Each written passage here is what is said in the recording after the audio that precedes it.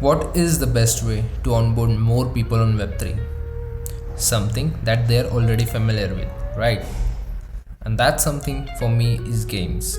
I have been playing games ever since I was a kid, and I always imagined that one day I would be making money just by playing games. Unfortunately, that never happened, but I found something better.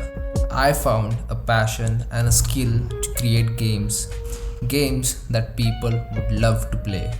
Games are a waste of time. You may have heard this sentence before a couple of times. And yeah, that was a true case until we discovered something called play to earn.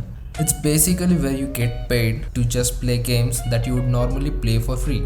Doesn't that sound amazing? Right? And that's why we created To The Moon. Yeah, with a 3-0. To The Moon is a play to earn endless game where you have to take your Bitcoin literally to the moon. We have designed the interface in such a way that even a normal user can play the game. They don't need to complicate with Web3 stuff. A lot of people play games just for the sake of relaxation or just to kill a couple of minutes here and there, and that's why they tend to prefer simple games where a single game cycle is short. And a lot of games that we see in a Web3 space are quite complex and difficult to get started because they require their own NFTs or even a game token to even start playing, and that's where most of the users drop off. Keeping this in mind, we have designed the game in such a way that you can get started even without having an wallet installed. Doesn't that sound awesome?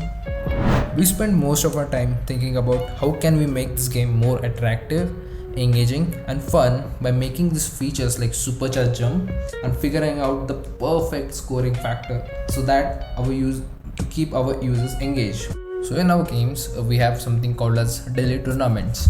So for example, in today's daily tournament we have a prize pool of 200 TRX and you have to pay a 10 TRX as a participation fee. So in this tournament, the participation fee collected from all the participants for that day will be redistributed to the top 69% rankers. But we wanted to do a fair distribution of rewards and justice by our users, and that's why we spent a lot of time figuring out a reward distribution mechanism so that users will get a well-deserved share of this prize pool. And that's why we used a geometric progression series to calculate attractive and fair distribution of prizes depending on their ranks and the scores. We built this game using Unity, Solidity and React for the front end and using Netlify for the hosting. And so let's have a look at the game. If you can go head over to the moon.netlify app, you can just start by playing game there. You can use you need to use arrow keys to jump from one candlestick to another, and these red candles are like a blocker. If you step on red candle, the blockchain price will deteriorate, so it just falls off there. And blue candles are called as super jumpers, which help pumps you in jumping, which increases your score vastly. So what's next for To The Moon? So we are soon going to deploy this on the mainnet.